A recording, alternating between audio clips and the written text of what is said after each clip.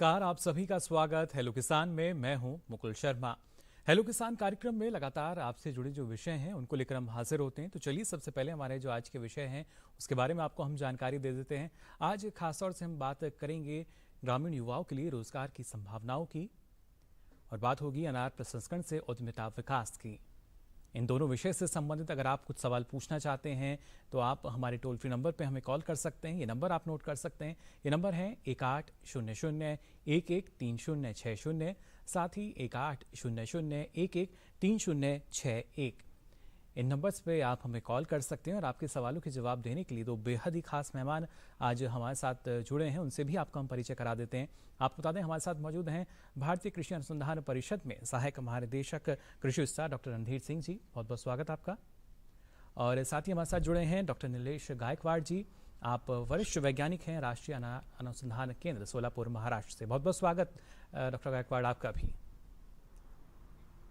तो जैसा हमने आपको बताया आज के जो हमारे विषय रहेंगे और सबसे महत्वपूर्ण यही है आज के समय को अगर देखा जाए वैश्विक चुनौती के रूप में आप देखें या अक्सर हम अपने देश में भी सुनते हैं रोजगार की जो समस्या रहती है, लेकिन कृषि क्षेत्र एक ऐसा क्षेत्र है जहां पर इस समस्या का भी जो समाधान है वो बड़े स्तर पर नजर आता है। इस बारे में डॉक्टर साहब आपसे पहले मैं जानकारी लेना चाहूँगा, किस तरह की संभावनाएं आप देखते हैं कृषि क्षेत्र में और खासतौर से जो हमारे ग्रामीण क्षेत्र से युवा आते हैं उनके लिए। देखिए, आज अगर वैश्विक स्तर पे आप देखें तो लगभग 20% जो हमारी जनसंख्या है वो 15 से 24 वर्ष की आयु के हैं और भारत में भी जी 66% जो जनसंख्या है वो लगभग 35 वर्ष से नीचे है जी। और हमारी औसत आयु लगभग मीडियन एज जिसको बोलते हैं वो 25 वर्ष के करीब है। तो हमारा युवा देश है। तो ये काफ़ी संभावनाएं हैं। कृषि क्षेत्र की यदि हम बात करें तो हमने रिकॉर्ड उत्पादन किया है अनाज का जी। यही हाल हमारा मछली उत्पादन में है जी। हम काफ़ी अच्छी प्रगति कर रहे हैं और जो हॉर्टिकल्चर प्रोडक्शन है उसमें भी हमने लगभग 329 मिलियन टन पैदावार की है। जी बिल्कुल। इनमें एक जो अवसर है जैसे हॉर्टिकल्चर क्रॉप की बात करें या मछली की बात करें तो वैल्यू एडिशन एंड प्रोसेसिंग ये बेहद इम्पोर्टेंट एरियाज हैं क्योंकि वेस्टेज काफ़ी होता है जी। और आपने देखा होगा अभी कोविड का पीरियड था। हमारे जो काफ़ी ग्रामीण क्षेत्र से जो युवक आते हैं शहर में जी रोजगार के लिए उनको वापस जाना पड़ा। तो भारतीय कृषि अनुसंधान परिषद ने कृषि विज्ञान केंद्रों के माध्यम से इन माइग्रेंट लेबर्स के लिए मजदूरों के लिए काफ़ी प्रशिक्षण कार्यक्रम आयोजित किए और अलग अलग विषयों पर किए। इसमें मशरूम फार्मिंग आ गया या गोट फार्मिंग है, पिग फार्मिंग है, वैल्यू एडिशन एंड प्रोसेसिंग तो है। मान सकते हैं ना सिर्फ रोजगार की संभावनाएं लगातार जो तलाशी जा रही हैं बल्कि उसके साथ साथ कोशिश यही कि हर एक युवा जो है वो कृषि क्षेत्र में जुड़कर आत्मनिर्भर बन सके और इस देश को भी आत्मनिर्भरता की तरफ आगे बढ़ा सके। इस बारे में आपसे भी आगे मैं और महत्वपूर्ण जानकारी लूंगा, लेकिन पहले आइए नजर डाल लेते हैं इस खास रिपोर्ट पर।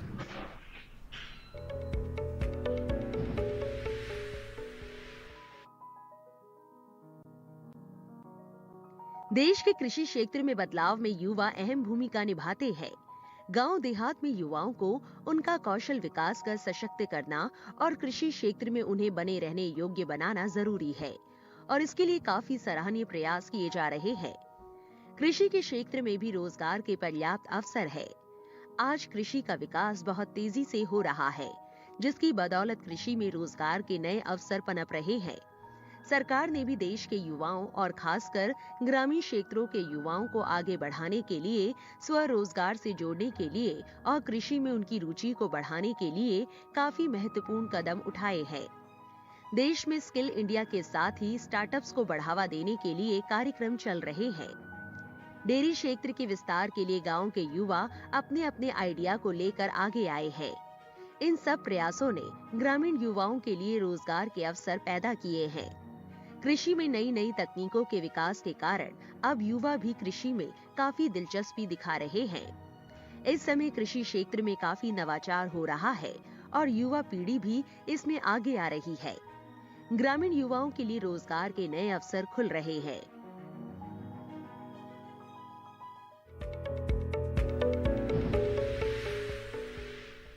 तो देखा आपने किस तरीके से अगर कृषि क्षेत्र को हम देखते हैं तो यहाँ पर अलग अलग माध्यम के जरिए अलग अलग जो रोजगार के अवसर हैं उनको लगातार बढ़ावा दिया जा रहा है, जिससे ग्रामीण क्षेत्र के जो युवा हैं ना सिर्फ उनके लिए आजीविका का साधन हो सके बल्कि आत्मनिर्भरता और भी बड़े पैमाने पर नजर आ सके।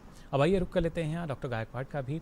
डॉक्टर साहब, जानना चाहेंगे आपसे, अगर हम अनार की बात करते हैं और अभी जैसा कि डॉक्टर साहब ने भी हमें बताया कि प्रसंस्करण क्षेत्र की अगर बात की जाए तो वहाँ काफ़ी सारी संभावनाएं नजर आती हैं, लेकिन जब हम अनार जैसे एक फल की बात करते हैं वहाँ पर किस तरह की संभावनाएं आप देखते हैं जिनको हासिल कर, जिनको अपना कर जो किसान हैं वो आगे बढ़ सकते हैं? अगर हम अनार की बात करते हैं तो अनार के प्रोडक्शन में हमने काफी हद तक मतलब काफी प्रोडक्शन अभी है हमारा। एरिया अंडर कल्टीवेशन है 2,53,000 हेक्टर्स और प्रोडक्शन की बात अगर करते हैं तो है 29,15,000 हेक्टर। और इतने बड़े प्रोडक्शन के साथ हम दुनिया के सबसे बड़े अनार उत्पादक देश है और अनार उत्पादन में बहुत ही कम मात्रा में हमारा प्रोसेसिंग और वैल्यू एडिशन होता है।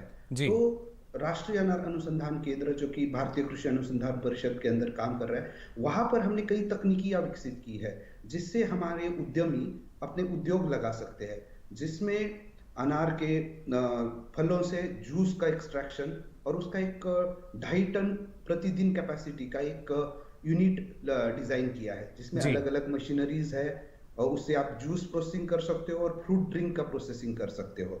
इसी के अलावा जब आप जूस निकालते हो तो उसमें बीज जो निकलते हैं उस बीज पर प्रक्रिया कर उसमें से उच्च क्वालिटी का, हाई क्वालिटी का तेल एक निकाला जा सकता है, जिसके बहुत सारे मैं कहूंगा फार्मास्यूटिकल न्यूट्रास्यूटिकल वैल्यूज है जी। फिर उसके अलावा आप अगर ऑयल निकालने के बाद जो केक बचता है, अपने खली बचती है, उससे फाइबर रिच कुकीज का निर्माण किया जा सकता है। यानी इसमें भी असीम संभावनाएं हैं, आवश्यकता है तो इस जानकारी को आगे बढ़ाने की, और वही कार्य हम हेलो किसान के माध्यम से कर रहे हैं। आगे डॉक्टर साहब आपसे और महत्वपूर्ण जानकारी हम लेंगे, लेकिन पहले आइए नजर डाल लेते हैं इस खास रिपोर्ट पर भी।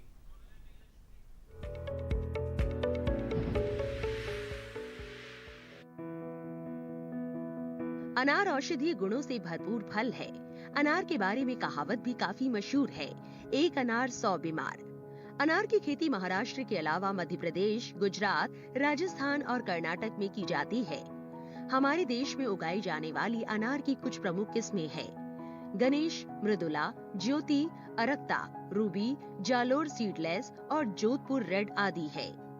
अनार के पौधों में सूखा सहन करने की क्षमता होती है, इसीलिए ये अधिकतर शुष्क और अर्ध शुष्क क्षेत्रों में, जहां पानी की सीमित मात्रा में उपलब्धता होती है, वहां उगाया जा सकता है। किसान तकनीकी विधि से अनार की पैदावार बढ़ा सकते हैं। अनार के औषधीय गुणों के कारण बाजार में अनार की मांग भी बनी रहती है, लेकिन अनार का प्रसंस्करण करके न सिर्फ उद्यमिता विकास को बढ़ावा दिया जा सकता है, बल्कि अच्छी आमदनी भी ली जा सकती है। अनार का प्रसंस्करण करके और मूल्य वर्धित उत्पादों को बनाकर रोजगार के अवसर भी पैदा किए जा सकते हैं। अनार का प्रसंस्करण करके जूस, अनार दाना चूर्ण और अनार दाना गोलियां आदि कई उत्पाद बनाए जा सकते हैं।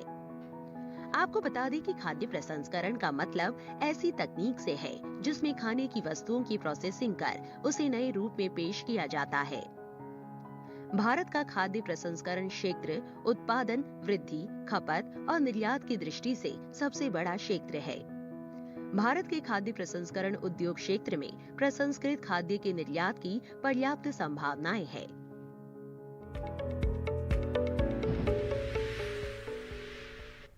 देखिए, जाना आपने अनार प्रसंस्करण क्षेत्र की अगर बात की जाए कितनी संभावनाएं यहाँ पर हैं, और पूरे कृषि क्षेत्र को अगर हम देखते हैं तो शायद आप अनगिनत संभावनाएं आपको वहाँ नज़र आने लगेंगी।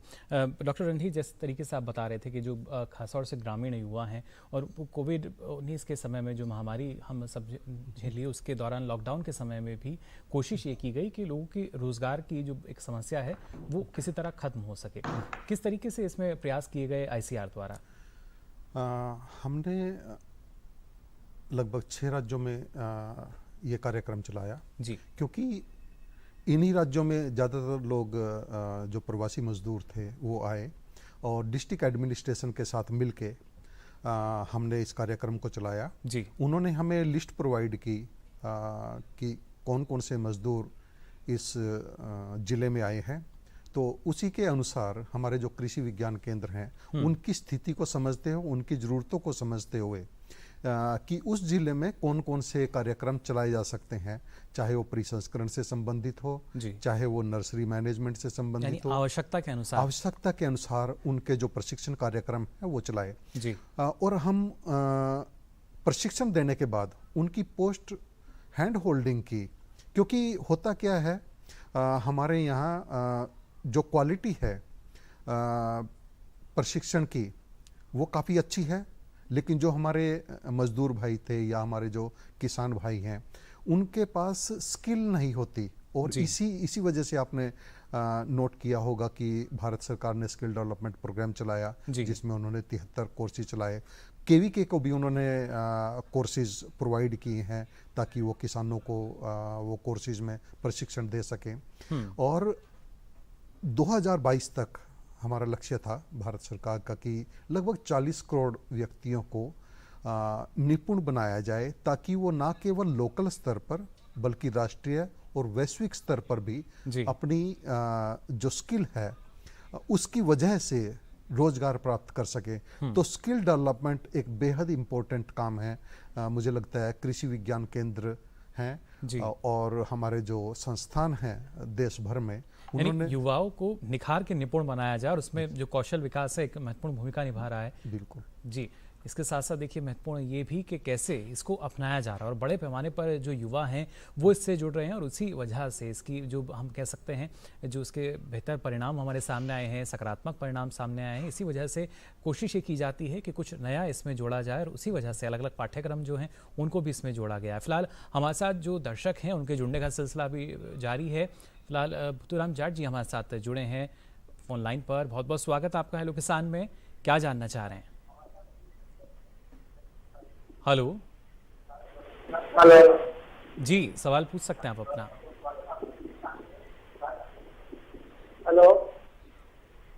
हेलो जी, गुजराम जी।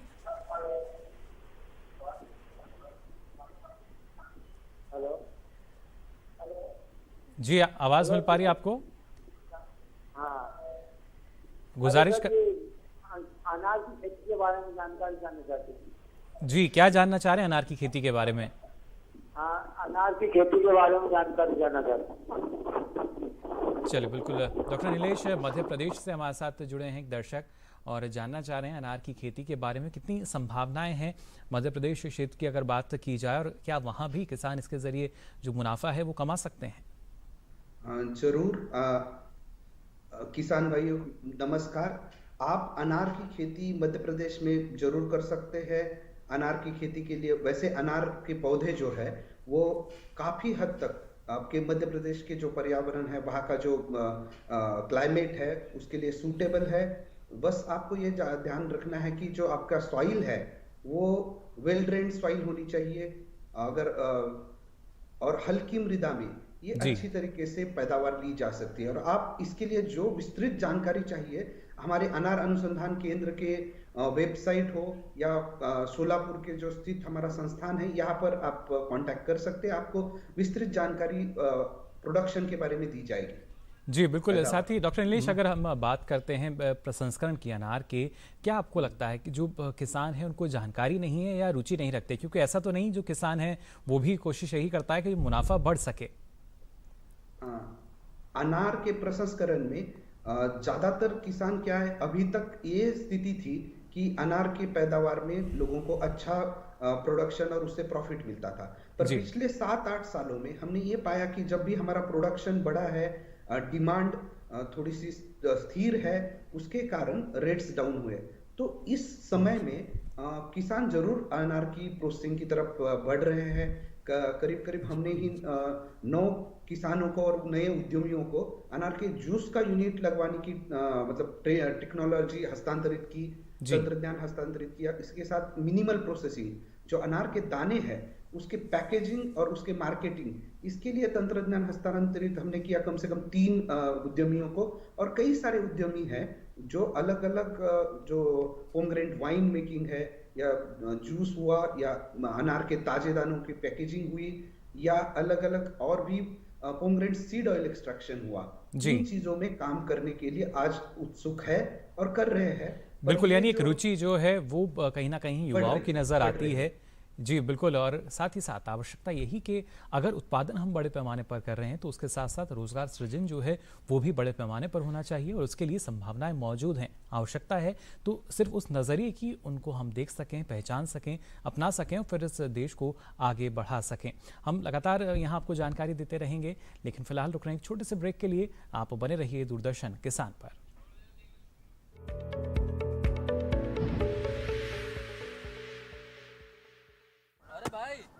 सुना नहीं क्या, केसीसी ने किसानों का जिंदगी बदल दिया है। देश के छोटे किसान 1,60,000 रुपए तक का कर्ज बिना किसी गारंटी को ले पाएंगे। ब्याज खोरों से भी पीछा छूटा। मैं तो जैविक खेती का पूरा सामान मंगा लिया। केसीसी का भी कोई दबाव नहीं है। ब्याज चुकाने के लिए पूरा 1 साल मिलता है।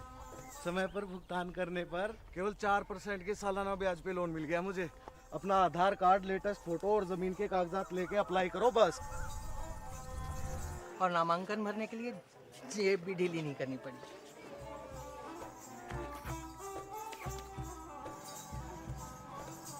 चाचा, उधार चुकाने के 24 घंटे के बाद उतने ही पैसे वापस निकाल सकते हैं। केसीसी ने किसानों की जिंदगी वाकई बदल दी है। तो आप भी किसान क्रेडिट कार्ड अपनाएं और सहजता से ऋण पाएं।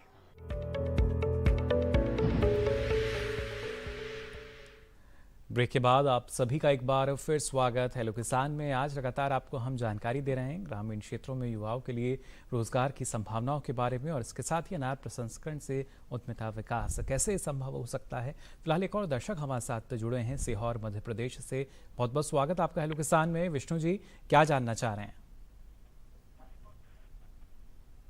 हेलो जी, सवाल पूछ सकते हैं आप अपना। सर, मैं ये जानना चाह रहा था कि अनार की जो अपन खेती जैसे करते हैं जी, अनार के अपन जो खेती करना जी सुन पा रहे हैं आपको, सवाल पूछ सकते हैं आप। तो ये अपन लोन से मिलता है कि अपन ऐसे पौधे खरीदना पड़ता है, कि जैसे अपन बैंक से भी लोन ले ले? जी चलो, बिल्कुल ये जानना चाह रहे हैं क्या इसके लिए जो ऋण की सुविधा है। जी, आपके माध्यम से एक बात और मैं कहना चाह रहा था आपके चैनल के माध्यम से जी, कि मेरी एक फाइल और पड़ी हुई है बैंक में मछली पालन के लिए जी। लेकिन बैंक वाले, सरकार तो बोलती है कि लोन आसानी से मिल जाता है, लेकिन बैंक वाले जो बोलते हैं कि बोले आप रजिस्ट्री वाली जमीन लाओ या कोई दूसरी चीज लेके आओ, यानी काफी मुश्किलों का सामना करना पड़ता है। हाँ, और सरकार तो बहुत बोलती है कि ये काम कर लो, आप वो काम कर लो, लेकिन जब बैंक में जाते हैं तो बैंक वाले देते नहीं है। जी, ये बेहद ज़रूरी। देखिए, अक्सर हम देखते हैं इस तरह की जो लापरवाही है वो सामने आती है, किसी ना किसी वजह से जो किसान हैं उनको परेशान होना पड़ता है। लेकिन अब हर एक जगह हम देखते हैं, चाहे बैंक की बात की जाए या हर एक दफ्तर में जो शिकायत विंडो है बाकायदा रहती है, तो वहाँ पर जाकर ना सिर्फ आप उसका जो ताज़ा स्थिति बनी हुई है वो भी ले सकते हैं, बल्कि अगर आपको कुछ ऐसी दिक्कत लगती है तो आप उसकी शिकायत भी कर सकते हैं। फिलहाल जो सवाल इन्होंने पूछा था इस बारे में डॉक्टर नीलेश आपसे हम जानकारी लेना चाहेंगे। आपने ऋण की बात की, तो मैं कहूंगा कि क्रॉप लोन की सुविधा हमारे बैंकों में, नेशनलाइज बैंकों में तो उपलब्ध है ही, लेकिन आपको जो उसके लिए रिक्वायर्ड प्रोसेसिंग है या आपके जो कागजात है वो तो देने पड़ेंगे। इसके अलावा नेशनल हॉर्टिकल्चर बोर्ड हमारा 5 एकड़ से ज्यादा अगर आपको हॉर्टिकल्चर प्रोडक्शन के लिए ये दे देता है, सब्सिडी दे देता है, उसमें 30 to 40% सब्सिडी मिलती है आपको, और आपको नेशनल हॉर्टिकल्चर बोर्ड के स्कीम्स का भी लाभ ले सकते हो आप अगर आपको हॉर्टिकल्चर प्रोडक्शन करना है। जी, MIDH भी इसमें देखिए काफी महत्वपूर्ण भूमिका। जी बिल्कुल। यहाँ साथ ही डॉक्टर रणधीर आपसे भी हम जानना चाहेंगे, जैसा जो दर्शक हमारे साथ जुड़े थे, ऋण की अगर बात की जाए, क्योंकि सरकार का प्रयास भी यही है कि ज़्यादा से ज़्यादा जो ऋण है वो उपलब्ध कराया जाए, जिससे रोज़गार के जो अवसर हैं उनका भी हम देख सकें, ज़्यादा आ सकें। और जैसा इन्होंने कहा कि ज़िला स्तर पर भी क्या जो पौध है मिल सकेगी, तो इसको किस रूप में आप देखते हैं? मैं ये कहना चाहता था इसमें कि हमारे बहुत से जो किसान हैं या उद्यमी हैं, वो हो सकता है अनार केंद्र पे ना जा पाएं जी। तो आपके पास ही हर जिले में कृषि विज्ञान केंद्र है। वहाँ पर आपको जो भी लोकल फ्रूट प्लांट्स हैं, मेडिसिनल प्लांट्स हैं, वेजिटेबल्स हैं, फिश की बात करते हैं, उनकी फिंगरलिंग्स हैं या स्पॉन्स हैं, उनका बीज आपको उस लेवल पर भी मिल सकता है। और ये लगभग नो प्रॉफिट नो लॉस वाली स्थिति में होता है, क्योंकि वहाँ पैसा कमाना हमारा ध्येय नहीं है, बल्कि हमारे किसान भाइयों को, उद्यमियों को, बेरोजगार युवकों को उनकी मदद करना हमारा मेन उद्देश्य है। जहाँ तक लोन की बात है, हाँ डॉक्यूमेंट सबमिट जरूर करने पड़ते हैं, लेकिन उसके लिए आपके अंदर ये स्किल होनी, टेक्निकल स्किल भी चाहिए उसमें, कि कौन कौन सी चीज़ें उस टेक्निकल प्रोग्राम में होनी चाहिए, ताकि बैंक वालों के पास एक रिपोर्ट हो जिसके बेस पे वो लोन सैंक्शन करें।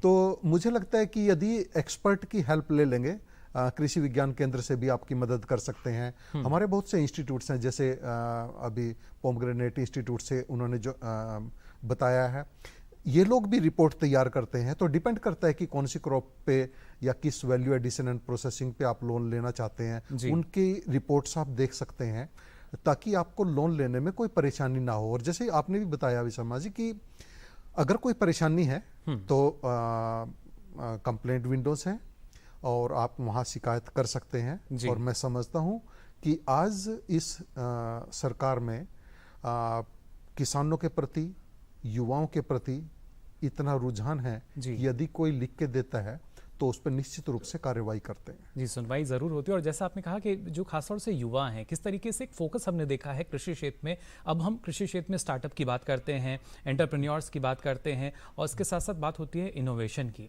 ये कितना महत्वपूर्ण एक कृषि में बदलाव हम देखते हैं, और खासतौर से ये युवाओं को हम कह सकते हैं उनको फोकस में रख के बदलाव देख पा रहे हैं। बिल्कुल। अभी आपने देखा होगा कि एग्री हैकाथॉन हुआ था और उसमें बहुत से युवाओं ने पार्टिसिपेट किया था। और कृषि में अब सिर्फ ग्रामीण क्षेत्र से ही नहीं आ रहे हैं, बल्कि दूसरे क्षेत्रों से पढ़े लिखे नौजवान भी अवसर तलाश रहे हैं। आपने देखा होगा कि दिल्ली में भी फ्रेश मिल्क युवाओं ने स्टार्ट किया बिना किसी केमिकल के। और ऐसी ही बहुत सी स्टार्टअप्स हैं। कृषि के क्षेत्र में आपको इनपुट की जरूरत है, खाद की जरूरत है, बीज की जरूरत है, आपने अपने जो उत्पाद है उसको बेचना है, उनके ऐप के माध्यम से आप बेच सकते हैं। बहुत अपॉर्चुनिटीज हैं युवाओं के लिए। डिपेंड ये करता है कि हम कितने कमिटेड हैं। तो कृषि में आज अपार संभावनाएं हैं, लेकिन उसके लिए ये जरूरी कि जो हमारा उद्देश्य है वो हमें बिल्कुल साफ रखना होगा। उसके साथ साथ जो चयन हमें करना है वो काफ़ी महत्वपूर्ण हो जाता है, और उसके लिए मदद करते हैं भारतीय कृषि अनुसंधान परिषद और उसके अलग अलग संस्थान जो हैं। फिलहाल एक और दर्शक हमारे साथ जुड़े हैं, बहुत बहुत स्वागत आपका हेलो किसान में। क्या जानना चाह रहे हैं? हेलो। Hello sir. जी अनूप जी, सवाल पूछ सकते हैं आप अपना। सर मैं कह रहा था सर, त्रिपुरा में अनार की खेती कर सकते हैं क्या? जी, अनार की खेती कर सकते हैं या नहीं, ये जानना चाह रहे हैं डॉक्टर नीलेश त्रिपुरा में। अनूप जी जानना चाह रहे हैं। अनूप जी, नॉर्थ ईस्ट में जैसे त्रिपुरा जैसे क्षेत्रों में भी अनार की खेती करने की शुरुआत हुई है, परंतु आपको ये चीजें का ध्यान देना पड़ता है कि अनार का जो पैदावार है या अनार की खेती जो है वो शुष्क क्षेत्रों में ज्यादातर की जाती है। तो आपके यहाँ के क्लाइमेट के हिसाब से आपको उसको ढालना होगा। मतलब उसमें जो आपका फ्लावरिंग का समय है वो आपको इस तरह से मैनेज करना होगा कि उस समय आपको थोड़ा सा ड्राई स्पेल मिले। उसके पहले जब आप इरिगेशन दे देते हो, फर्स्ट इरिगेशन, ड्राई स्पेल या आपके स्ट्रेस के बाद, तब आपको यहाँ बारिश नहीं होनी चाहिए, स्ट्रेस बीच में टूटना नहीं चाहिए। ये काफी चीजों को ध्यान देना पड़ता है। पर आप मैं ये मोटा मोटी तौर पर इतना कहूंगा कि नॉर्थ ईस्ट में भी कई जगह पर हमने देखा है कि अनार की खेती की जाती है। जी बिल्कुल डॉक्टर नीलेश, न सिर्फ खेती बल्कि प्रसंस्करण पर हम लगातार जोर दे रहे हैं। और जैसा कि डॉक्टर नीलेश लगातार हमें बता रहे हैं कि जो रोजगार की संभावनाएं हैं वो प्रसंस्करण के क्षेत्र में काफी हैं। आप क्या स्थिति देखते हैं, कितना फायदा लोगों को मिल रहा है प्रसंस्करण क्षेत्र से जुड़कर? प्रसंस्करण क्षेत्र एक ऐसा क्षेत्र है जहां पर अभी हमें बहुत काम करने की जरूरत है। जिस तरह से पैदावार हमारी बढ़ी है उस तरह से हमने प्रसंस्करण में काम नहीं किया है। और प्रसंस्करण में फायदा ये है कि जैसे हमारे जैसे संस्थान है, हमने टेक्नोलॉजीज तकनीकियां इस तरह से विकसित की है कि जैसे छोटा से छोटा एंटरप्रेन्योर हो जो कि महज कुछ 3-4-5 लाख रुपए लगाकर भी अपना प्रसंस्करण उद्योग लगा सकता है, और साथ ही साथ एक बड़ा इन्वेस्टमेंट के साथ भी आप उसके प्रसंस्करण में उतर सकते हो, उसमें आप नींव रख सकते हो अपनी। और जैसे मैंने शुरू में भी बताया, जूस प्रोसेसिंग हो या फ्रूट ड्रिंक प्रोसेसिंग हो, उसमें आपके अपार संभावनाएं हैं। उसी के साथ जैसे पोमग्रेनेट सीड ऑयल जो कि बहुत हाई वैल्यू ऑयल है, जिसका बाजार में रेट जो है 15 से 20 हजार रुपए लीटर होता है। और इसको आप निकाल सकते हो। एकदम खराब जो फल है, आपके जो फेंके गए फल है, जो आपके मैं कहूँगा पेस्ट डिसीजेस से अफेक्टेड फल है, उसके साथ भी उसका यूज कर सकते हो। इसी के अलावा पोमग्रेनेट वाइन जैसा क्षेत्र है जो कि बहुत ही औषधि, मैं कहूँगा उसका एक रूप है पोमग्रेनेट जूस का, फर्मेंटेशन के बाद जो होता है, उसका भी इंटरनेशनल मार्केट में बहुत अच्छे दाम मिल रहे हैं। यानी कई उपयोगी उत्पाद हैं जो इससे तैयार होते हैं और उनके जरिए देखिए हम अपने मुनाफे को भी बढ़ा सकते हैं। खासतौर से डॉक्टर रणधीर, जैसा कि नीलेश जी लगातार हमें बता रहे हैं, प्रसंस्करण क्षेत्र की अगर हम बात करते हैं या हम बात करते हैं कि ऋण लेकर किसान आगे बढ़ते हैं, जाहिर तौर पर प्रशिक्षण अगर किसान लेता है तो ऋण के लिए भी आसानी किसान को हो जाती है। और फिर प्रसंस्करण इकाई जैसे तमाम क्षेत्र हैं, लगातार कोशिश की जाती है कि ज़्यादा से ज़्यादा जो किसान हैं इससे जुड़ें। इस दिशा में और किस तरह की संभावनाएं आपको लगती हैं जो किसानों के लिए हितकारी हैं? प्रसंस्करण के लिए जैसे मैंने पहले भी कहा कि आपका स्किल होना बहुत ज़रूरी है। और जैसे मिनिस्ट्री ऑफ फूड प्रोसेसिंग है जी, और MSME है, इनकी बहुत सी स्कीम्स हैं। एक उदाहरण देना चाहता हूँ, जैसे मिनी क्लस्टर स्कीम है जी, उसमें बहुत से राज्य भी शामिल हो गए हैं। हमारे कुछ उद्यमी हैं जिन्होंने पहले से ही उस पे प्रसंस्करण पे कार्य कर रहे हैं जी, या किसी ने नई यूनिट लगानी है, तो इसमें लगभग आपको काफ़ी सब्सिडी मिलती है।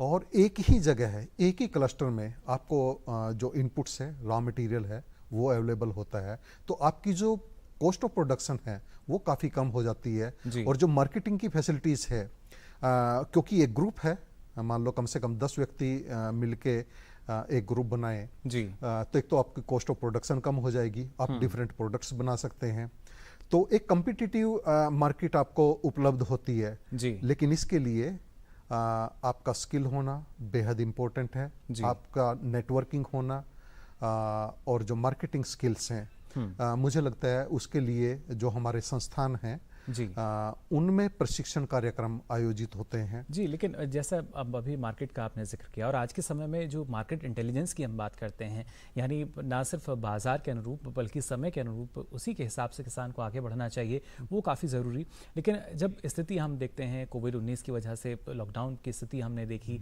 ऐसे समय में भी क्या जो प्रशिक्षण कार्यक्रम हैं वो लगातार सुचारू रूप से चलते रहे? बिल्कुल। हमने एक तो कोविड प्रोटोकॉल फॉलो किया, और क्योंकि कुछ प्रशिक्षण ऐसे हैं जो आपको फिजिकली करने हैं जी, कुछ प्रशिक्षण ऐसे हैं जिनको आप ऑनलाइन भी कर सकते हैं जी। लेकिन ये जो प्रोसेसिंग से रिलेटेड है, प्रसंस्करण से संबंधित है, इस टाइप के प्रशिक्षण कार्यक्रम में फिजिकली अगर आप वहाँ पे हैं तो आप अच्छा समझते हैं, आपकी नेटवर्किंग होती है जी, और आप की जानकारी बढ़ती है, आपको ये पता चलता है कि कैसे प्रोजेक्ट तैयार करना है, दूसरों से कैसे बात करनी है। हमारे इंस्टीट्यूट्स हैं, बल्कि जैसे मिलेट्स में है, IRI में है, NDRI में है जी, इंक्यूबेशन सेंटर्स चला रहे हैं जो अपना उद्यम स्थापित करना चाहते हैं, उनको फिजिकल स्पेस भी देते हैं जी, उस इंस्टीट्यूट में, और अपने उद्यम को कैसे स्थापित करना है, क्या क्या स्टेप्स हैं। आप अपनी कोई प्रोडक्ट बनाना चाह रहे हैं, प्रोसेसिंग में कुछ रिफाइनमेंट करना चाहते हैं, आपको वो फैसिलिटीज़ भी इन संस्थानों में उपलब्ध कराते हैं जी। तो मैं ये कहना चाहता हूँ कि जो ICR इंस्टीट्यूट्स हैं, या जो कृषि विज्ञान केंद्र हैं, या जो हमारी स्कीम्स हैं, मिनिस्ट्री ऑफ फूड प्रोसेसिंग की हैं, MSME की हैं, मुझे लगता है इनकी जानकारी होना ये बेहद इम्पोर्टेंट है। योजनाओं का आपने जिक्र किया यहाँ पर, अगर जैसे कस्टम हायरिंग योजना की बात करते हैं, इसके जरिए कितना आपको लगता है कि जो कृषि में मशीनीकरण का महत्व है अब सभी समझने लगे हैं, लेकिन यहाँ भी जो रोजगार की संभावनाएं हैं वो काफ़ी नज़र आती हैं? कस्टम हायर सर्विस सेंटर्स काफ़ी इम्पोर्टेंट है जी। इसमें आपको सारी जो मशीनें हैं, सरकार ने इस पे काफ़ी सब्सिडी भी दी थी, मेरे ख्याल 80% तक सब्सिडी प्रोवाइड की, अलग अलग राज्यों के हिसाब से। अलग अलग राज्यों में वेरी करती है। और आपके पास उस क्षेत्र के लिए कौन सी मशीन की आवश्यकता है, किसान किसकी डिमांड रखते हैं, वो सारी मशीनें एक जगह उपलब्ध होती हैं जी। तो क्योंकि सब्सिडाइज्ड रेट पे आपने ली है तो आप बहुत अच्छे से इससे आमदनी ले सकते हैं जी। लेकिन जो देखने में आया है वो ये है कि हमारे जो किसान भाई हैं वो बिजनेस मॉडल लेके नहीं चले। आपने इस बार सब्सिडी ली जी, अच्छी बात है, लेकिन आपको ये देखना है कि उसकी मशीनरी की लाइफ कितनी है, वो 5 साल चलेगी, 7 साल चलेगी, उसके जो रेट्स हैं उसके अकॉर्डिंगली आपको फिक्स करने हैं, अपना एक बिजनेस मॉडल तैयार करना है, क्योंकि सब्सिडी बार बार तो मिलेगी नहीं जी। आपने अपना बिजनेस इस्टेब्लिश कर लिया और आप अपना बिजनेस कैसे चलाएं, मुझे लगता है कि इसकी पूरी जानकारी अगर आपके पास होगी तो आप अच्छे से इस बिजनेस को चला पाएंगे। इसके लिए थोड़ी बहुत एक्सपर्टीज की जरूरत होती है। बिल्कुल, और कहा भी जाता है जो प्रशिक्षण है वो काफ़ी महत्वपूर्ण होता है और हर एक के क्षेत्र में अगर देखा जाए कोशिश यही की जा रही है जो कृषि या उससे जुड़े क्षेत्र हैं वहाँ पर प्रशिक्षण ज़्यादा से ज़्यादा युवाओं को मुहैया कराया जाए, जिससे रोजगार न सिर्फ रोजगार के अवसर आपके सामने हो बल्कि आप खुद रोजगार सृजन कर सकें, यानी रोजगार के अवसर आप दूसरों को प्रदान कर सकें। आगे भी इस बारे में आपको हम जानकारी देंगे यहाँ, लेकिन यहाँ रुक रहे हैं एक और छोटे से ब्रेक के लिए। आप बने रहिए दूरदर्शन किसान पर।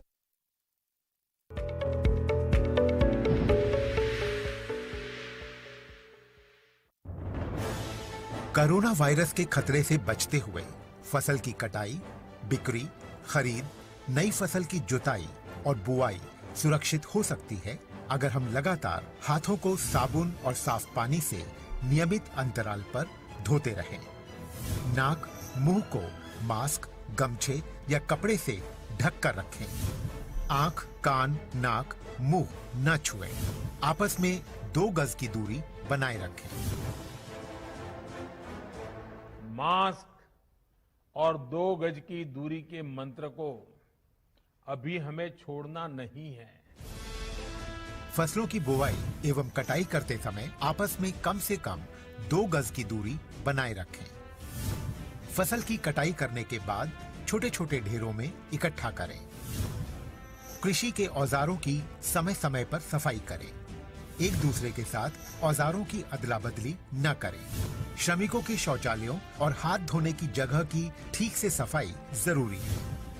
बुआई, कटाई एवं मड़ाई के दौरान इस बात का ध्यान रखें कि इन स्थानों के आसपास कोई थूके नहीं। कंबाइन, हार्वेस्टर, थ्रेशर, जुताई और बुआई की मशीनों को इस्तेमाल से पहले साफ करें।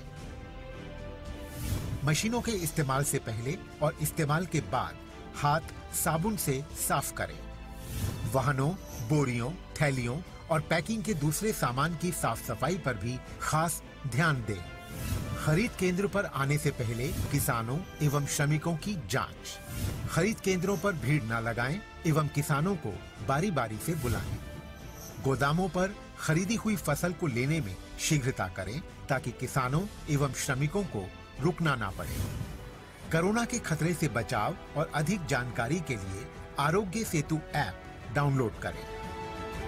देश में खाद्य सुरक्षा के ये सिपाही भोजन की निरंतर उपलब्धता को सुनिश्चित करते हैं। किसान स्वस्थ रहें तभी हम कोरोना वायरस से जीत पाएंगे, आगे बढ़ पाएंगे।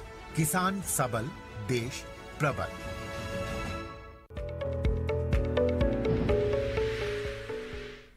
ब्रेक के बाद आप सभी का एक बार फिर स्वागत। हेलो किसान में लगातार आपको हम जानकारी दे रहे हैं, खासतौर से ग्रामीण क्षेत्र से जो हमारे युवा आते हैं उनके लिए रोजगार की कितनी संभावनाएं और अनार प्रसंस्करण से कैसे उद्यमिता विकास हो सकता है। दर्शक हमारे साथ जुड़ रहे हैं, फिलहाल एक और दर्शक फोन लाइन पर जुड़ चुके हैं। बहुत बहुत स्वागत आपका हेलो किसान में। क्या जानना चाह रहे हैं? Hello hello. हाँ नमस्कार साहब। जी नमस्कार। नमस्कार। DS पटेल साहब सवाल पूछ सकते हैं अपना? DS पटेल जी। हेलो जी, आवाज आपकी आ रही है, सवाल पूछ सकते हैं आप अपना। हाँ, हम गुजरात अहमदाबाद से बोल रहे हैं जी। हमारा जमीन है वो क्षार वाला है, क्षार वाला जी, और पानी भी क्षार वाला है, तो अनार की खेती हो सकती है कि नहीं हो सकती? चलिए, अनार की खेती हो पाएगी या नहीं, अहमदाबाद से हमारे साथ जुड़े हैं डॉक्टर नीलेश, क्या जानकारी आप इनको देना चाहेंगे? जो क्षार वाले क्षेत्र है वहाँ के लिए भी हमारे यहाँ कुछ तकनीकी मतलब ये रूट स्टॉक विकसित किए गए हैं जी। तो आप उस तरह से हमारे संस्थान के साथ कांटेक्ट कर स्पेसिफिक रूट स्टॉक है जो क्षार क्षेत्र में आपके अनार खेती के लिए फायदेमंद हो सकते हैं। जी, साथ ही डॉक्टर नीलेश, जिस तरीके से प्रसंस्करण की हम बात कर रहे हैं अनार की, क्या इसके लिए कुछ अलग किस्में हैं जो कि निर्धारित हैं, या उन्हीं किस्मों का चयन करके आप प्रसंस्करण क्षेत्र में आगे बढ़ सकते हैं? अभी जो परिस्थितियां हैं इसमें हमारे यहाँ जो भगवा किस्म है जो कि 90% से ज्यादा देश भर में लगाई जाती है, वो ही प्रसंस्करण के लिए भी वो कामयाब है। लेकिन इसके अलावा आपके मृदुला, अरकता और हाल ही में हमारे राष्ट्रीय अनार अनुसंधान केंद्र जो एक किस्म विकसित की है सोलापुर लाल, जिसका रंग जो है और गहरा लाल है और उसमें एंथोसाइनिन, जिंक, इनकी मात्रा बहुत ज्यादा है। तो इस कारण ये प्रसंस्करण में और ही ज्यादा मतलब मैं कहूँगा महत्वपूर्ण साबित होती है। इसी के अलावा उसकी जो TSS है, टोटल सोल्यूबल सॉलिड्स, वो भी हायर है, इसलिए प्रोसेसिंग में ये वैरायटी और ज्यादा मैं कहूँगा महत्वपूर्ण और कारगर साबित होगी आने वाले समय में। जी बिल्कुल, काफ़ी कारगर, और अभी भी स्थिति में हम देख पा रहे हैं कितनी बेहतर नज़र आती है। आवश्यकता है तो सिर्फ इसको जानने की, समझने की, अपनाने की और फिर इस दिशा में आगे बढ़ने की। साथ ही डॉक्टर रणधीर, आपसे भी हम जानना चाहेंगे, क्योंकि अलग अलग स्तर पर हम देखते हैं किस तरीके से भारतीय कृषि अनुसंधान परिषद द्वारा जो जानकारी है वो मुहैया कराई जाती है, लेकिन क्या हम मान के चलें कि क्योंकि गाँवों की संख्या को अगर देखा जाए उसके लिए भी हमारे जो कृषि वैज्ञानिक हैं, क्योंकि अलग अलग योजनाएं चलती हैं, वो गांव में भी पहुंचते हैं, उसके ज़रिए भी रोज़गार सृजन का जो कार्य है वो चल रहा है? बिल्कुल, ऐसे बहुत से हमारे प्रोग्राम्स हैं। जैसे मैं एक एग्जांपल देना चाहता हूँ कि कृषि विज्ञान केंद्रों में हमने आर्या कार्यक्रम चलाया है, attracting and retaining youth in agriculture. अब रूरल एग्रीकल्चर की बात करते हैं उसमें, तो हमारे जो युवा हैं 18 से 35 वर्ष की आयु के, उनके लिए हमने प्रशिक्षण कार्यक्रमों का एक सिलेबस बनाया है। वो अलग अलग विषयों पे है, जैसे मैंने पहले भी जिक्र किया है। नर्सरी मैनेजमेंट आजकल बहुत इम्पोर्टेंट है। हम आमतौर पे सिर्फ बीज की बात करते थे, लेकिन सीड प्लांटिंग मटेरियल है, फिश का है, प्रॉन का है जी, उनका सीड तैयार करना है। और इनकी पहुंच तो शहरी क्षेत्रों में भी हम देखते हैं। शहरी क्षेत्रों में भी है, क्योंकि आजकल पढ़े लिखे जो युवक हैं वो भी अच्छे स्तर पर इसमें आने लगे हैं जी। इवन धान की नर्सरी तैयार करने लगे हैं और आपको वो उपलब्ध कराते हैं। इवन जो वेजिटेबल्स की नर्सरी है पॉली हाउसेज में, वो तैयार करते हैं। उसके साथ ही वो आपको टेक्निकल नो हाउ भी प्रोवाइड कराते हैं। तो प्रसार का भी काम करते हैं, आपको ये टेक्नोलॉजी भी उपलब्ध कराते हैं। और दूसरी जो है, जैसे मशरूम फार्मिंग का है या गोट फार्मिंग है जी, बी कीपिंग है। जैसे अभी डॉक्टर गायकवाड़ ने बात की, वैल्यू एडिशन प्रोसेसिंग पे बात की।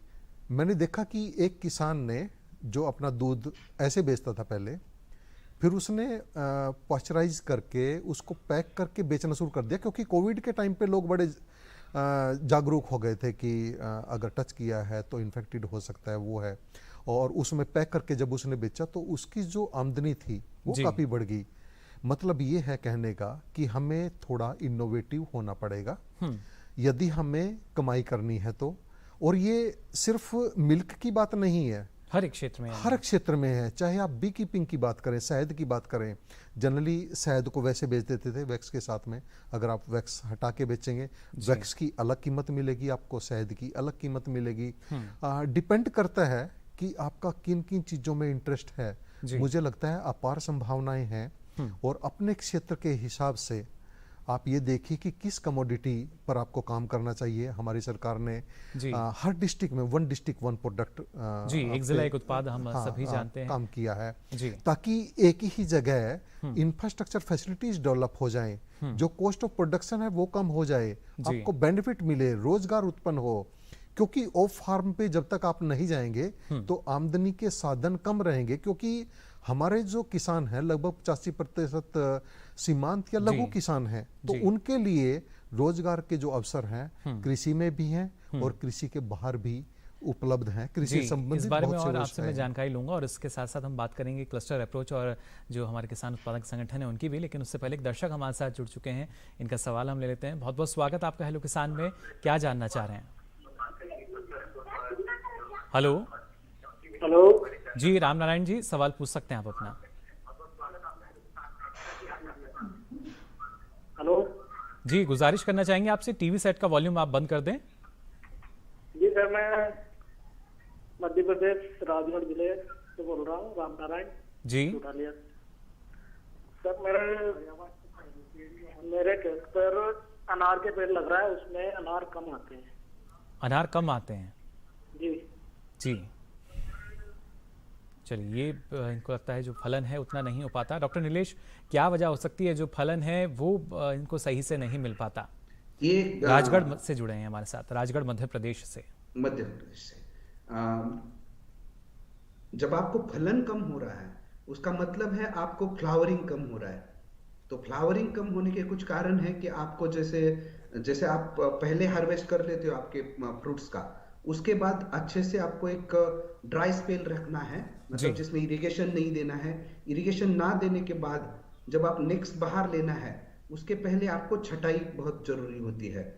हल्की छटाई और गहरी छटाई दोनों करनी जरूरी है। और उसके बाद आप जब कैनोपी मैनेजमेंट आपके क्रॉप का या प्लांट का अच्छे से करते हो, मतलब कि पेंसिल साइज थिकनेस के जो आपके ये है टहनियाँ, उनको बचाते हो, उनको वहां पर उसकी छटाई कर देते हो, और इसके बाद आपको फ्लावरिंग अच्छी मिलेगी। मतलब stress period, proper stress period और प्रॉपर छटाई, इन दोनों के साथ आपको फ्लावरिंग अच्छी मिलेगी और फल की पैदावार भी अच्छी होगी जी। तो एक आपको प्रॉपर प्रोटोकॉल और इसके साथ में आपका जो उर्वरकों का प्रबंधन है उस पर भी ध्यान देना जरूरी है जी। ये काफ़ी ज़रूरी बातें जो आप लगातार बता रहे हैं। साथ ही डॉक्टर नीलेश, जानना चाहेंगे आपसे, क्योंकि अक्सर हम देखते हैं और जैसी कहावत भी है, एक अनार 100 बीमार, जो बीमारियों में तो कारगर है ही, लेकिन कभी कभी किसान को लगता है कि शायद जो औषधीय गुण हैं वो कम हो जाएंगे अगर वो प्रसंस्करण के क्षेत्र में जाते हैं, और फिर वहाँ उस दिशा में उतना बेहतर मूल्य जो है उनको नहीं मिल पाएगा। मैं कहूँगा किसान भाइयों को कि प्रसंस्करण में बल्कि आय दुगना, क्या मैं कहूँगा किसानों के लिए आय कई गुना ज्यादा बढ़ाने के अवसर है जी। बस आपको इसको मतलब मैं कहूँगा कि जैसे सर ने भी कई बार बताया कि स्किल्स की जरूरत है। आपको वो स्किल्स आपके अंदर होने चाहिए, आपको वो प्रोसेसिंग की स्किल्स सीखने की जरूरत है। अगर मैं उदाहरण के तौर पर बताना चाहूंगा, pomegranate ready to serve beverage या फ्रूट ड्रिंक, उसका प्रोडक्शन कॉस्ट पर 200 ml के बोतल के लिए होगा 12.5 रुपए, और आपका जो सेल प्राइस है वो 30 रुपए के करीब हो सकता है। उसी तरह प्योर जूस का अगर 200 ml की हम बोतल का प्रोडक्शन कॉस्ट देखते हैं वो 22 रुपए के करीब हो सकता है, और सेल प्राइस 40 रुपीज के करीब हो सकती है। और एक उदाहरण के तौर पर मैं बताना चाहूंगा, अगर हम अनार के दानों का प्रसंस्करण करते हैं, उनका पैकेजिंग करते हैं और उसको मार्केट में सेल कर सकते हैं, तो आपको अनार के दानों का रेट 200 रुपए किलो मिल सकता है, और जो कि 1 किलो दाने आप 2 किलो फल के साथ निकाल सकते हो फल से। तो इसका मतलब है आपको कम से कम 100 रुपए का रेट मिल जाएगा। अब यहाँ पर आप देखने लायक बात यह है कि जो अनार के फल है बाहर आपको मार्केट में मिलते हैं, सब लोग खरीदते हैं, पर खाते कम है, क्योंकि उसमें छीलने का समय बहुत लगता है, स्टर्ट गंदा हो जाएगा उससे। तो ये आपको जो मिनिमल प्रोसेसिंग की टेक्नोलॉजी है, इसमें आपको ये पैकेजिंग सही तरीके से कर आप अच्छी आमदनी पा सकते हो। अगर मैं यही बात एक्सपोर्ट की करता हूं, अगर कोई किसान भाई हमारा आपने, मैं कहूंगा इसमें अकेले किसान भाई की बात नहीं करूंगा, पर जैसे आपने बताया कि फार्मर प्रोड्यूसर कंपनी 7 लोग आकर, नीलेश जी निर्यात की भी हम बात करेंगे। फिलहाल एक और दर्शक हमारे साथ जुड़ चुके हैं, मनोज जी हमारे साथ फोन लाइन पर जुड़े हैं। बहुत बहुत स्वागत आपका, क्या जानना चाह रहे हैं? हेलो। 26 जुलाई से हर रोज 26 जुलाई सावन हो गया। हेलो विनोद जी, आवाज मिल पा रही है आपको हमारी? पूर्णिया बिहार से हमारे साथ जुड़े हैं फोन लाइन पर। हेलो आवाज़ शायद उन तक हमारी नहीं पहुंच पा रही, कोशिश करेंगे दोबारा इनसे जुड़ने की और बात करने की। लेकिन ये देखिए कितना महत्वपूर्ण है, कितना ज़रूरी जो हमारे किसान हैं, खासतौर से युवा हैं, वो भी अपनी रुचि दिखा रहे हैं और उसके लिए सरकार का भी प्रयास यही है। अलग अलग जो योजनाएं चल रही हैं, मिशन मोड में उन योजनाओं को लाया जा रहा है जिससे ज़्यादा से ज़्यादा जो रोज़गार के अवसर हैं वो युवाओं के सामने हों। और अनार की भी अगर हम बात करते हैं, कैसा फल जो कि जिसमें काफ़ी औषधीय गुण हैं, वहाँ भी प्रसंस्करण के क्षेत्र में आगे बढ़कर आप अपने मुनाफे को ना सिर्फ दोगुना बल्कि उससे भी ज़्यादा बढ़ा सकते हैं। इस बारे में आप आगे भी आपको हम विस्तार से जानकारी देंगे, लेकिन यहाँ रुक रहे हैं एक और छोटे से ब्रेक के लिए। आप बने रहिए दूरदर्शन किसान पर।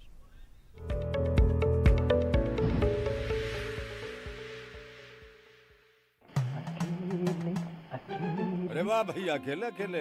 अरे तू भी ले, पर खाएगा कैसे? मैं ऑर्गेनिक खेती की बात कर रहा रे बेटे।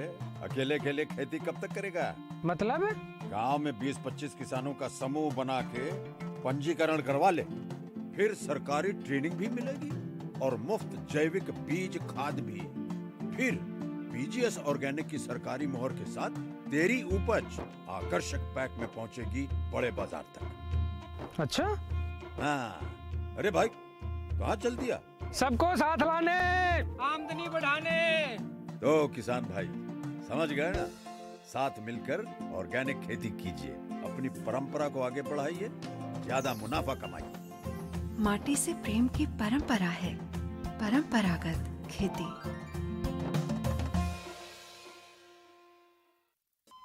अरे सुन तो। मुझे क्या सुनाना चाहते हो? जो सुनाओ मेरी सौतन को। किसको? अरे वही तुम्हारा मोबाइल फोन जिससे सुबह शाम दिन रात चिपके रहते थे और कहते थे किसान कॉल सेंटर से बातें हो रही हैं। अच्छा ये बात है। हाँ क्यों, क्या हुआ? अब बात नहीं होती क्या? अब तो झट से बात हो जाती है। ऐसा क्या? हाँ, अब तो ज्यादा लाइनें और खास तकनीक के कारण खेती के माहिरों से तुरंत बात हो जाती है। और अगर कभी लाइन व्यस्त हो तो अपनी समस्या फोन पर रिकॉर्ड करा दो, वहाँ से फोन आ जाता है और समस्या की हल का मैसेज भी आ जाता है। ये देखो आ गया। अरे वाह, इसका मतलब इंतजार की घड़ी अब खत्म। हाँ। तभी मैं सोचूं कि आजकल मुझ पर इतना प्यार क्यों आ रहा है।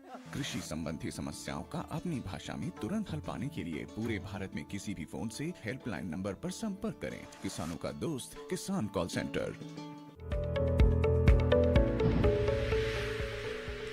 ब्रेक के बाद आप सभी का एक बार फिर स्वागत हेलो किसान में। लगातार आपको हम जानकारी दे रहे हैं जो ग्रामीण क्षेत्र के युवा हैं वहाँ पर किस तरीके से उनके लिए रोजगार की संभावनाएं मौजूद हैं और साथ ही अनार प्रसंस्करण के क्षेत्र से कैसे उद्यमिता विकास किया जा सकता है।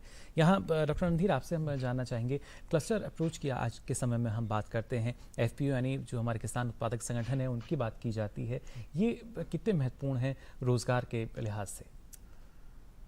मैं समझता हूँ कि एफपीओज जैसे फार्मर प्रोड्यूसर ऑर्गेनाइजेशंस हैं, किसान उत्पादक संघ हैं, बेहद इम्पोर्टेंट हैं। और उसका रीज़न क्या है कि जैसे हमारे किसान भाई हैं वो सभी चीज़ों में निपुण नहीं हो सकते। तो जब हम फार्मर प्रोड्यूसर ऑर्गेनाइजेशंस बनाते हैं तो उसमें बहुत से व्यक्ति होते हैं जिनकी अलग अलग निपुणताएं होती हैं। कोई व्यक्ति प्रोडक्शन में बहुत अच्छा है, कुछ नेटवर्किंग में बहुत अच्छे हैं, कुछ मार्केटिंग में बहुत अच्छे हैं।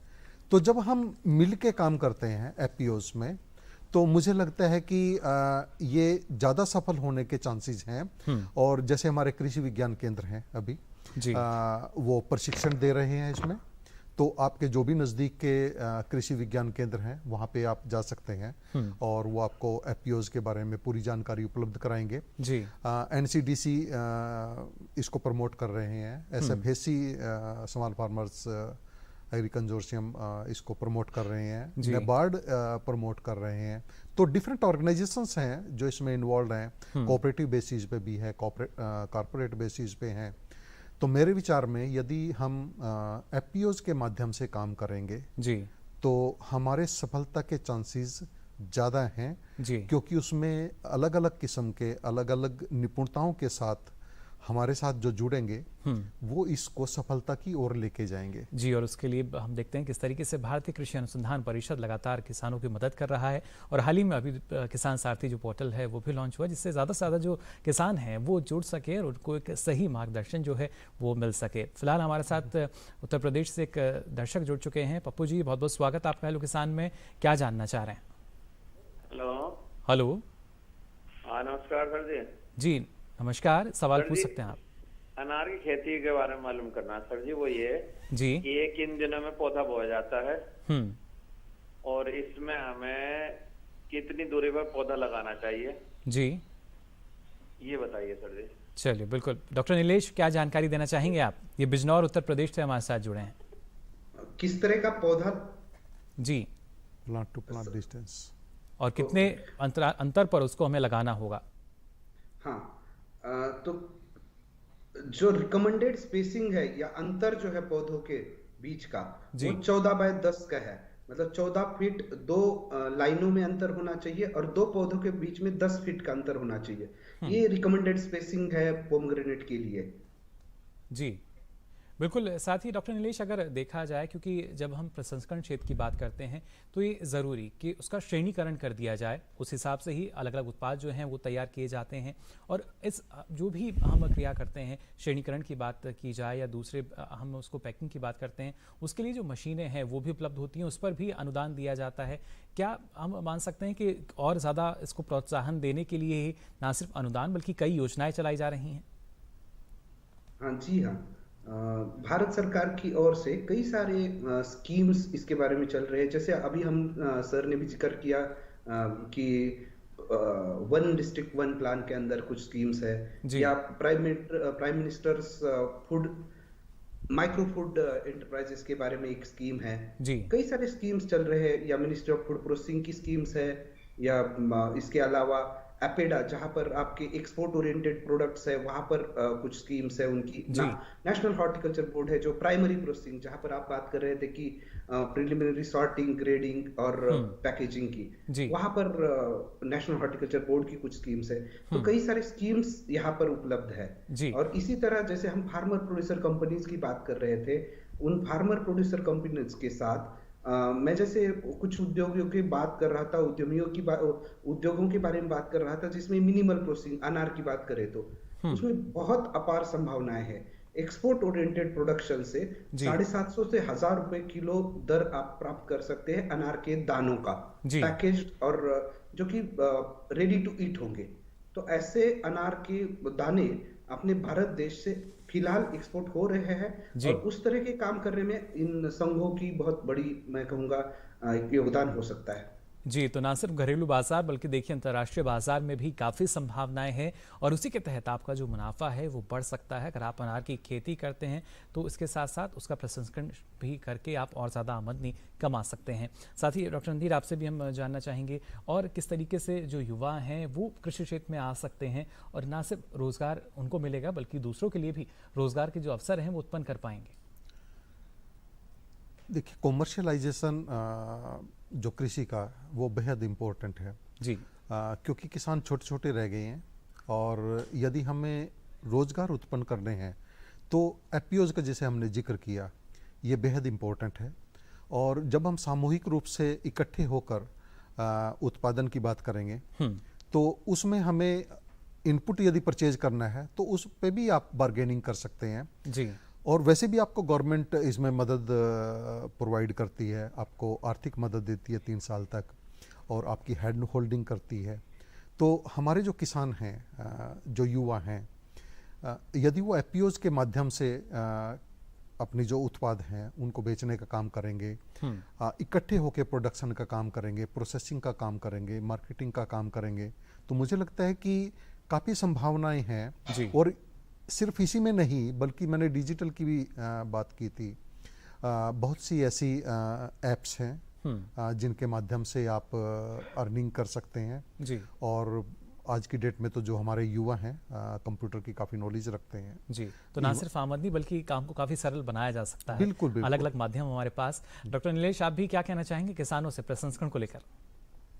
मैं प्रसंस्करण को लेकर एक बात कहना चाहूँगा कि अकेले उद्यमी या प्रसंस्करण में संभावनाएं जितनी है उससे ज्यादा संभावनाएं आपकी तब बनती है जब आप इकट्ठा होकर साथ में आते हो। और क्योंकि जैसे शुरू में भी बताया गया कि स्पेशलाइजेशन, अलग अलग स्पेशलाइजेशन एक कंपनी फार्मर प्रोड्यूसर ऑर्गेनाइजेशन इसके लिए देती है, और इस स्पेशलाइजेशन के साथ आपके बिजनेस के सक्सेस की संभावनाएं बहुत ज्यादा बनती है। क्योंकि अगर यशस्वी बनाना है आपको उद्योग, तो इसके लिए कई सारे स्किल सेट्स की जरूरत पड़ती है, जैसे कि मार्केटिंग स्किल सेट्स है, प्रोडक्शन या प्रोसेसिंग की स्किल सेट्स है, या नेटवर्किंग है। इनको यानी जानना बेहद जरूरी है, और सफलता का मंत्र एक जिज्ञासा भी है। जितना हम जागरूक रहेंगे उसको लेकर, उतना ही ज़्यादा आगे बढ़ेंगे। फिलहाल डॉक्टर नीलेश, बहुत बहुत शुक्रिया आपका इस तमाम जानकारी के लिए। धन्यवाद सर। जी, साथ ही डॉक्टर रणधीर, आपका भी बहुत बहुत शुक्रिया, इतनी महत्वपूर्ण जानकारी आपने हमारे दर्शकों के साथ साझा की। तो देखिए, कई क्षेत्र हैं ऐसे जिनके बारे में हमने बात की। अब चलिए, हमारा जो कल का विषय रहेगा उसके बारे में आपको हम जानकारी दे देते हैं। कल खासतौर से हम बात करेंगे जैविक खेती को लेकर, किस तरह की संभावनाएं इसमें मौजूद है हमारे देश में, और रोजगार की संभावनाएं भी इसमें बहुत, और साथ ही अमरूद के बागों में सामयिक कार्य, ये कल का विषय रहेगा। इसके साथ ही आप अपना कोई सवाल या सुझाव हम तक पहुंचाना चाहते हैं तो आप हमारी ईमेल आईडी नोट कर सकते हैं। मेल आईडी है hellokisan2015@gmail.com। इसके साथ ही आप फेसबुक के जरिए भी हमसे जुड़ सकते हैं। इसके लिए आपको फेसबुक पर जाकर हिंदी में टाइप करना होगा हेलो किसान, और यहाँ भी आप अपने सवाल या सुझाव लिखकर छोड़ सकते हैं। साथ ही आप दूरदर्शन किसान कॉल सेंटर का नंबर नोट कर सकते हैं। ये नंबर है 1800113060। सोमवार से शनिवार सुबह 6 से रात के 10 बजे तक की लाइन्स खुली हैं, इस पर भी आप अपना सवाल दर्ज करा सकते हैं। साथ ही हेलो किसान कार्यक्रम को अब आप टीडी किसान के यूट्यूब चैनल पर भी देख सकते हैं। इसके लिए आपकी स्क्रीन पर जो QR कोड है, इसको आप स्कैन कर सकते हैं। उसके बाद हेलो किसान कार्यक्रम की जानकारी आप कभी भी कहीं भी आप यूट्यूब के माध्यम से ले सकेंगे। फिलहाल आज के लिए हेलो किसान में बस इतना ही। कल फिर हाजिर होंगे नई जानकारी के साथ, तब तक के लिए दीजिए इजाजत। नमस्कार।